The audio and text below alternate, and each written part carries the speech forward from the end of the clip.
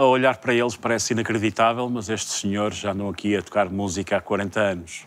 Voltemos atrás 40 anos, Paulo. Pensavas que passado 40 anos, em 2021, nem sequer imaginavas bem essa data, pensavas que era mais ficção científica, aposto. Imaginavas, quando começaste a banda, tinhas que idade? Eu penso que tinha à volta de uns 15, talvez. 15 não, um bocado. A banda não, a banda mais tarde, 17. 17 anos. Tu, com 17 anos, imaginavas-te, passado 40 anos, ainda estares a tocar heavy metal? Claro que não, claro que não. É um caminho realmente... É assustador, às vezes, olhar para trás e ver o tempo que passou, e é óbvio que eu nunca pensei. Nunca pensei que já tão longe e ter a sorte de fazer o que ainda consigo fazer hoje. Um bocado isso. Luís, tu eras uma criança, basicamente, não é? Bem, 12 anos. 12 anos. Como é que foi a tua primeira experiência? Foi, por exemplo, vocês são irmãos, os vossos pais, por exemplo. Como é que é deixar um miúdo de 12, 13 anos sair de casa para ir tocar um concerto? Era complicado. Olha, eu lembro-me de... Já 2 anos depois, talvez, teria 13, 14 anos, fomos, pela primeira vez, tocar um festival na Alemanha.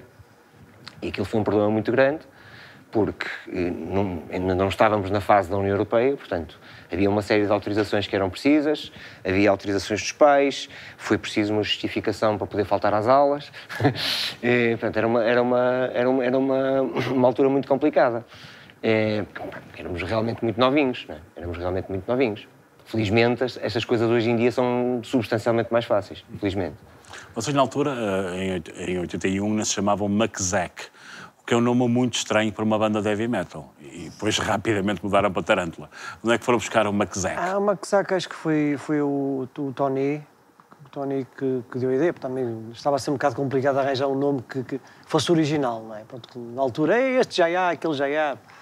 E o Maczac tem a ver com o calendário maia. Pronto, e realmente não era um nome que, pronto, posteriormente achámos que devíamos mudar, porque não queria dizer muita coisa, pronto. E até com o som que a gente fazia, pronto, e então decidimos alterar para Tarântula, que é hoje o nome. Sim, musicalmente vocês estavam, se calhar, mais próximos dos Merciful Fate e aquela onda, não é? Sim, sim. Porque a passagem da vossa fase Maczac depois para o primeiro álbum Tarântula, em termos musicais, foi assim um bocado abrupto, digamos assim. Foi abrupto. Nós estamos numa onda mais dark e depois mudámos mesmo radicalmente. Assumimos isso. Vocês foram das primeiras bandas, julgo eu, a primeira banda a editar heavy metal cantado em inglês em Portugal. Antes já tinham os Checkmate, mas cantavam em português, e outras bandas. Mas como é que foi arriscar naquela altura? Estamos a falar em 1987, 6, 7... 86, as pessoas não têm ideia o que era na altura a cena musical, não é a facilidade que existe hoje em dia. Qualquer pessoa hoje em dia até grava um CD e edita, mas naquela altura era uma aventura. Como é que vem esse tempo para trás? Como é que foi para vocês lançarem esse disco? Foi uma luta muito grande, porque nessa altura havia uma espécie de regra em Portugal, nas editoras, que era... Estava a surgir o movimento do rock português, a música moderna portuguesa e não sei o quê, e nós, obviamente, não nos enquadrávamos nisso. E havia uma espécie de regra que era ou cantas em português ou não fazes nada. E eu lembro-me que nós, por exemplo, tivemos que recusar um contrato com uma multinacional, Emi Valentim de Carvalho, na altura, porque a sugestão da editora era: ok, o disco está fantástico, gostamos muito, mas vocês agora vão ter que fazer isto em português. E a nossa ideia foi que os Tarântula sempre tentaram ser e conseguiram ser uma banda verdadeiramente internacional.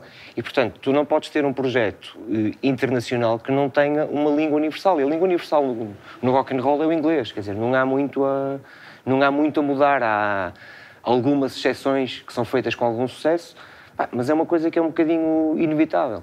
E naquela altura era mesmo muito complicado, porque o movimento do rock português estava em grande, não é? Estava no auge, e nós éramos uma espécie de patinhos feios, não é? Que estávamos ali a fazer uma coisa que a sonoridade em si já era extremamente diferente daquilo que se fazia, e depois ainda por cima cantada em inglês, e, portanto, foi mesmo muito complicado. Felizmente, tivemos uma editora que fugia a essa regra, que era a Transmédia, que foi provavelmente, se não a melhor, uma das melhores editoras independentes que existiu em Portugal, e a Transmédia era uma editora que tinha uma abordagem às coisas completamente diferente e percebia que a linguagem do artista é esta, o conceito estético deste artista é este, e a Transmédia tinha uma série de coisas, desde o Tarântula ao Janita Salomé, passando pelo Júlio Pereira. Portanto, a Transmédia era uma editora extremamente abrangente. E nós tivemos a sorte de conseguir entrar na Transmédia na altura e conseguir editar aquilo que era realmente o que nós queríamos fazer. E isso, ainda hoje, consigo olhar para trás e perceber que isso foi um grande privilégio. Ou seja, nós, na realidade, nunca tivemos que fazer grandes cedências relativamente às editoras, o que é um privilégio mesmo.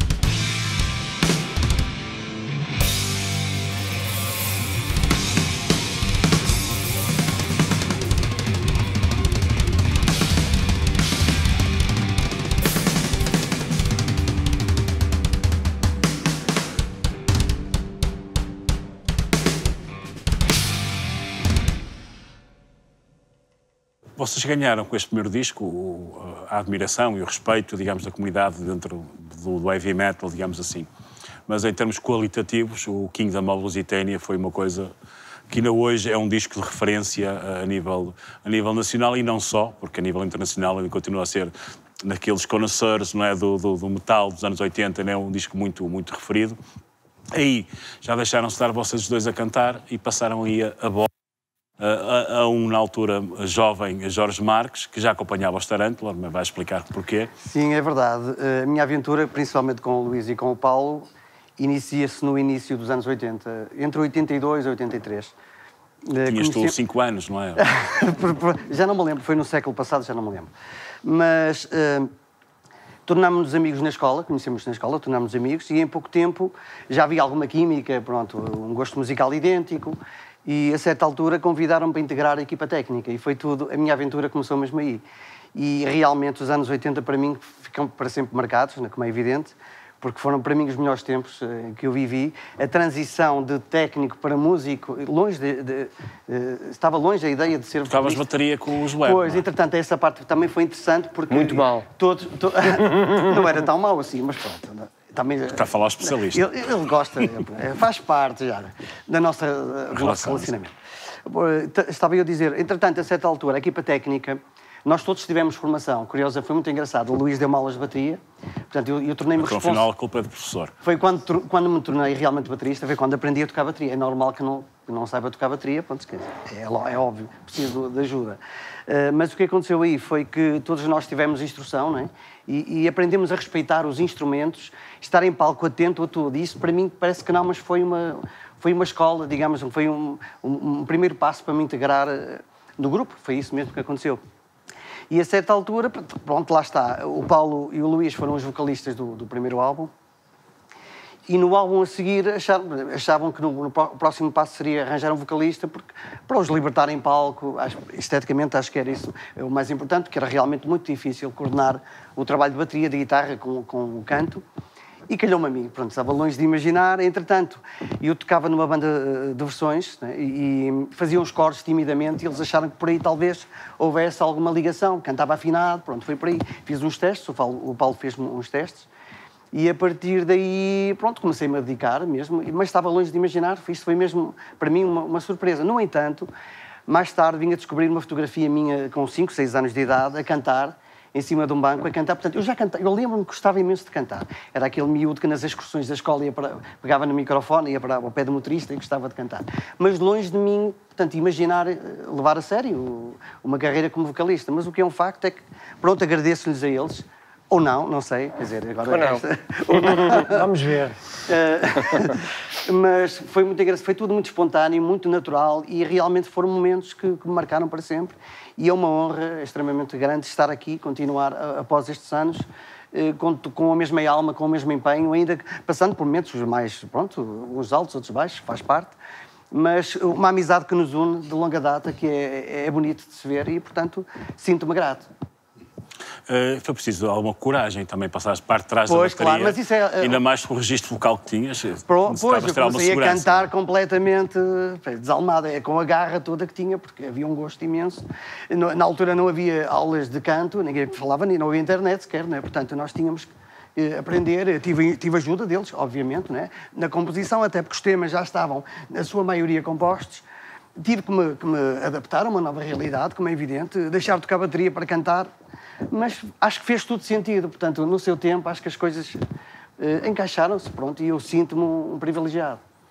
Foi nessa altura que eu os conheci, que foi pela primeira vez de comboio até Valadares, também era uma criança, na altura, fazer uma entrevista.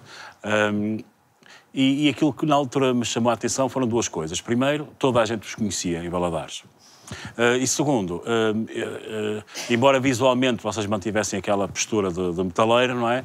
Como pessoas já revelavam alguma seriedade naquilo que estavam a fazer, completamente diferente, e daí talvez o facto de estarem aqui passado estes anos todos. Agora, o que acho que as pessoas não têm muita noção é o seguinte, é que dentro da comunidade de rock, metal nacional, toda a gente conhece Valadares. É verdade. E graças a Rua Bernardino, qualquer coisa, que era a vossa morada. Costa. Bernardino Costa, Salve, que é a morada. Porquê? Porque estes senhores qualquer pessoa em Portugal que goste de rock e de metal conhece Valadares graças a duas coisas. Ou quando vai à casa de banho, ou que não tem nada a ver, graças aos Tarântula. Vocês sentem esse reconhecimento também por parte aqui, por parte da vossa zona, por parte de... Vocês são muito respeitados, afinal de contas, não é? Sim, claro. Sem dúvida, as pessoas respeitam-nos muito e sentem muito carinho até. Eu sempre tive essa sensação onde eu moro e mesmo em Vila Nova de Gaia, portanto, as pessoas têm muito carinho por nós e respeitam-nos muito, sem dúvida. Vocês são uma referência aqui também, aqui na zona. Sim. Em termos musicais, e não estou a falar só pela questão da longevidade, estou a falar mesmo pela questão do número de fãs que têm, dos concertos, etc.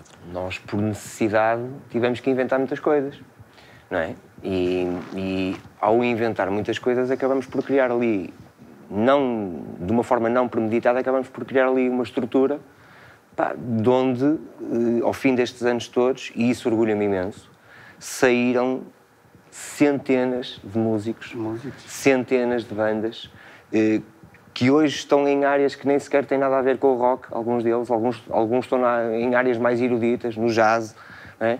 E há imensa gente que passou por ali. E isso é uma coisa que a mim orgulha-me imenso, porque é algo que nós vamos deixar ficar, percebes? Quer dizer, independentemente do trabalho até da banda, esse relacionamento,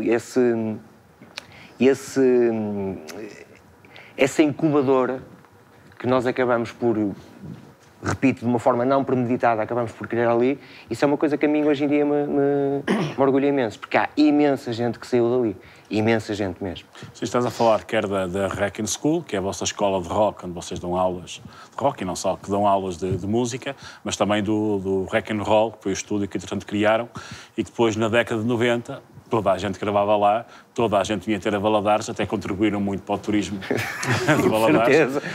Certeza.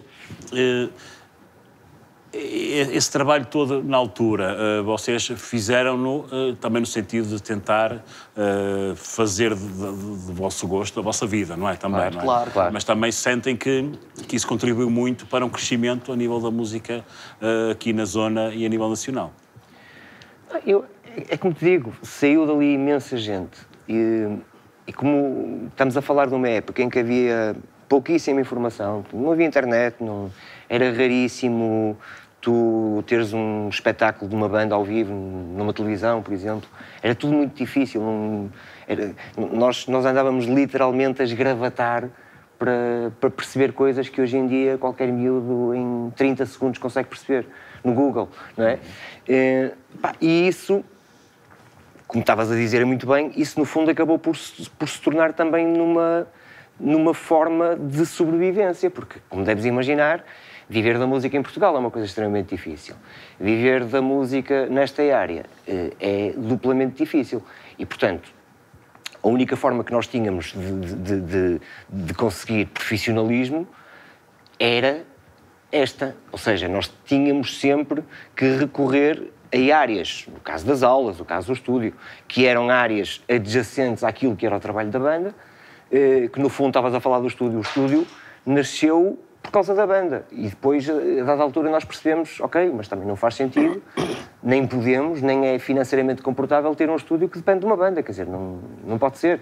E, portanto, esse estúdio acabou ele próprio por ser também uma incubadora de centenas de bandas. Até porque as nossas necessidades passaram a ser as necessidades das outras bandas. Os projetos que iam surgindo e, portanto, reviram-se um pouco no ter que esgravatar, abrir o caminho, não é? Portanto, as coisas foram acontecendo naturalmente, não é? Basicamente é isso que aconteceu. Sim. E experiências fantásticas, com músicos incríveis, uma aprendizagem para todos nós, igualmente, e, portanto... É o que eu disse há pouco, acho que devemos estar, e estamos gratos, com certeza, por este percurso difícil, sinuoso, por vezes, e que a partir de 94, com a entrada do José Guiar, portanto, esta formação estabilizou e pudemos fazer um percurso absolutamente tranquilo, pronto, dentro do possível, e gratificante, porque a nossa amizade, acima de tudo, é o mais importante, e o gosto que temos por aquilo que fazemos. Acho que isso é fundamental.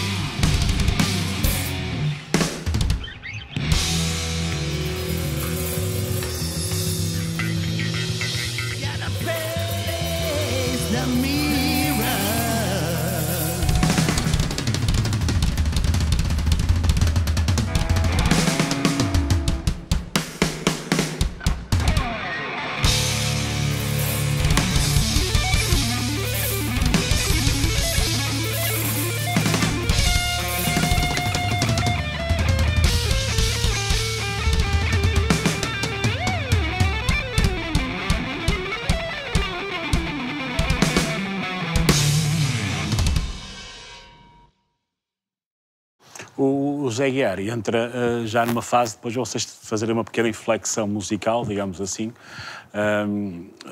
Penso eu que ficaram desiludidos com alguma falta de apoio que tiveram relativamente ao Kingdom of Lusitânia, que eu vejo aquilo como se fosse a Mona Lisa e lá o dono do quadro encostar lá o quadro ao canto em vez de mostrar. Essa inflexão musical e também vocês andaram a tocar por toda esta região como Barros e Moura, vocês os dois mais os outros músicos, nessa altura é que eu acho que vocês chegaram mesmo a toda a gente, quer com Barros e Moura, quer depois com o Tarântula 3, acho que conseguiram chegar a muita gente. E hoje em dia, se calhar, tem fãs é que já não estou a falar apenas na parte do heavy metal, estou a falar apenas no rock, não é? Há pessoas que conhecem-vos bem. Com uma maior abertura, assim, na altura. Conhecem-vos bem dessa fase, principalmente, também. Eu acho que Barros e Moura foi também uma estratégia um pouco... Esta palavra estratégia é um bocado violenta. Foi um posto avançado. Um posto avançado, porque a falta de informação que havia para o nosso tipo de música, naquela altura, não é? Mesmo as próprias rádios assim, não divulgavam, ou divulgavam aquele heavy metal mais comercial, ou mais pesadão, ou mais radical, ou mais, percebes, ou mais comercial. E nós, como estávamos ali no meio, sentimos ali um certo vazio, estás a perceber? E o Barros e Moura foi um projeto interessante porque levou as pessoas que nem gostavam de heavy metal, não é? A perceber que havia ali um sítio, o heavy metal, há mais um estilo, assim como outros, não é? Muitos, e que afinal tinham uma outra facção, quer dizer, percebes? Havia ali, por exemplo, havia ali tecnicistas, havia ali virtuosos a tocar instrumentos, havia, percebes? E as pessoas começaram-se a perceber, calma, ali há um tipo de heavy metal que afinal é interessante. E o público era um público diverso. Exatamente. Não era um público especificamente do rock e do heavy metal. De alguma forma isso foi ótimo. Eu acompanhei o processo. Serviu para acabar com o preconceito, percebes? Acima de tudo, acho que foi isso. E também foi uma das coisas que se perderam neste país, foi precisamente esta rodagem de músicos, nomeadamente de várias áreas, não é? Que levaram esse conteúdo para um público muito disperso. Sim. Não é? E essa realidade perdeu-se. Perdeu-se, não é? Esta malta que lutava por uma realidade, não é? Que era a sua bagagem, ficou perdida, no espaço e no tempo. É porque o circuito dos bares, das salas mais pequenininhas, é uma coisa que nunca teve... Na realidade, ela nunca existiu em Portugal. Houve uma fase aqui em que se desenhou uma espécie de esperança. Mas nós, na realidade, repara, nós somos, neste momento, dos países da Europa em que há mais mega festivais, alguns deles com altíssima qualidade, com grandes nomes. Mas nós, ao fim destes anos todos, continuamos a não ter um roteiro de salas pequenas onde as bandas possam rodar. Muito bem. Que é o que o Zé está a dizer, ou seja, não é no palco de um grande festival que uma banda se faz. Muito bem. É giro, dá muita visibilidade, mas não é aí que tu te fazes. Tu fazes-te como banda, como músico, tu ganhas arcabouço, ganhas know-how nas salas pequenas, nos pequenos bares em que estás ali a tocar com as pessoas à tua frente. E isso é uma coisa que a mim me incomoda profundamente ao fim destes anos todos. Muito bem. Não é? Opa, sim, mas já acontece, mas atualmente já acontece em festivais de verão, principalmente, que tem um palco destinado para as bandas, para os projetos que estão a começar. Mas tem umas condições... Não sendo a mesma coisa... Mantém as condições mas não deixa boas, de ser um início, não deixa de ser uma marca isso para é o amendoim, Isso é o amendoim que eles estão a gravar. Mas antes... olha, mas mais ou menos. Quem vem de onde nós vimos... É evidente que é sempre bom, é sempre a somar, não é? Sim. Quanto mais oportunidades... Sinceramente, eu continuo a achar que enquanto não existir um roteiro de turnê em Portugal, e quando falo em Portugal todo, não falo nos grandes centros, porque assim, o país real, como nós às vezes dizemos, o país real, existem salas, curiosamente, existem alguns auditórios, existem alguns bares, mas pura e simplesmente parece que a dada altura isto andou para trás, percebes? Sim. A esse nível isto já esteve em melhor estado, muito sinceramente. Muito bem. Isso é altamente preocupante, porque é como te digo, sem esse roteiro de turnê, sem tu perceberes que, ok, eu tenho 20, 30, 40 pequenas salas minúsculas onde eu posso rodar uma banda, sem isso tu não consegues criar uma banda com arcabouço. É impossível. Só para concluir, desculpem lá, o Barros e Moura acho que foi a tal fronteira para depois até os Taranto até poderem apanhar esse circuito que ele falou, porque nós fizemos muito esse circuito. Ali o José Guiar se nós somos dinossauros, então ele é o dinossauro mor. Mas olha, eu gostaria de pegar nessa palavra e vou recuar um pouco, percebes? Eu quando conheci esta era a pergunta que eu ia te fazer, não é? Os Taranto. E eu apaixonei-me por eles. Zé, fantástico.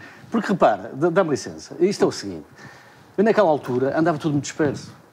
Eu tocava em bandas assim muito freaks, muito desconectadas. Foste músico dos Roxigénio, que é uma referência do rock nacional. Pronto, mas lá está, lá vamos à controvérsia do cantar em inglês. O Luís falou aí muito bem, não é? Era tudo muito difícil, Toda a gente falava em inglês, toda a gente ouvia música de fora, ia-se buscar discos fora, porque cá dentro era tudo muito complicado e não sei o quê. Mas não aceitavam os músicos que faziam a música cá dentro cantada em inglês. Era tudo muito complicado. O quê? Estes menos a cantar em inglês.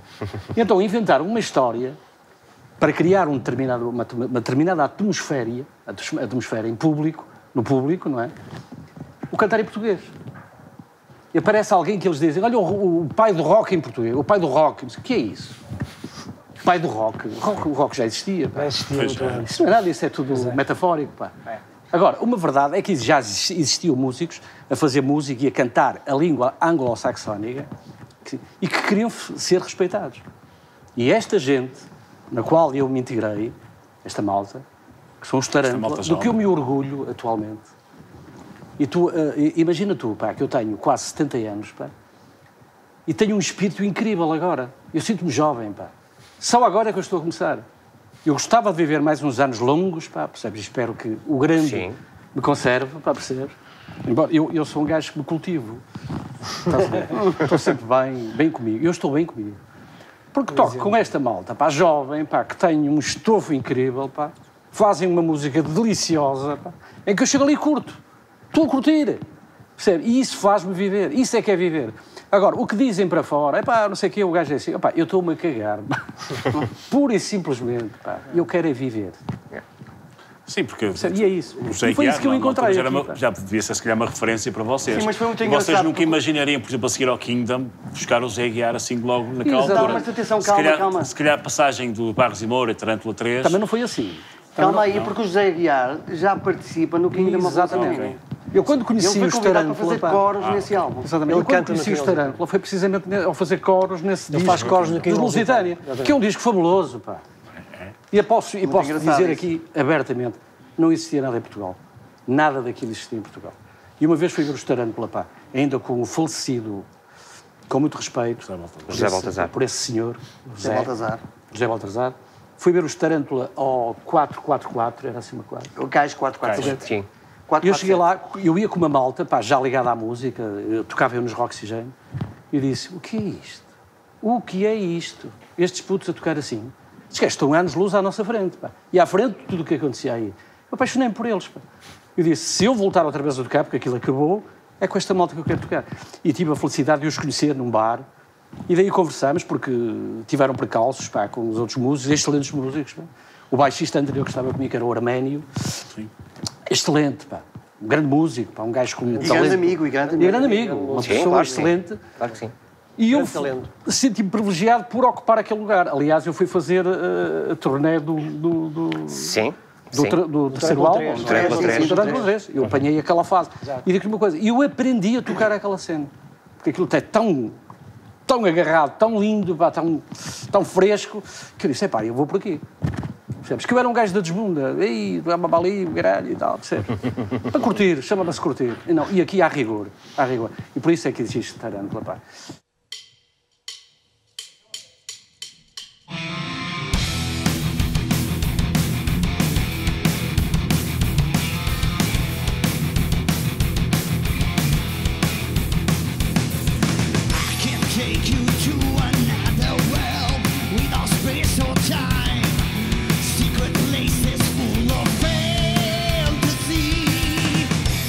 Take you to another world, and then you will see.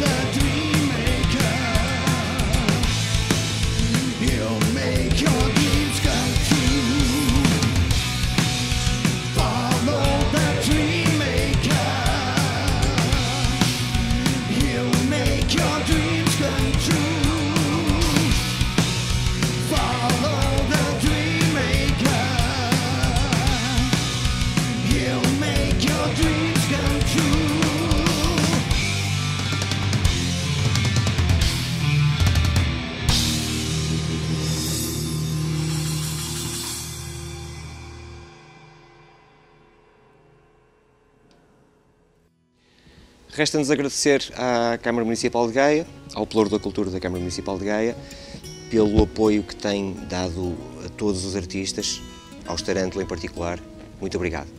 Obrigado. Muito obrigado. Muito obrigado.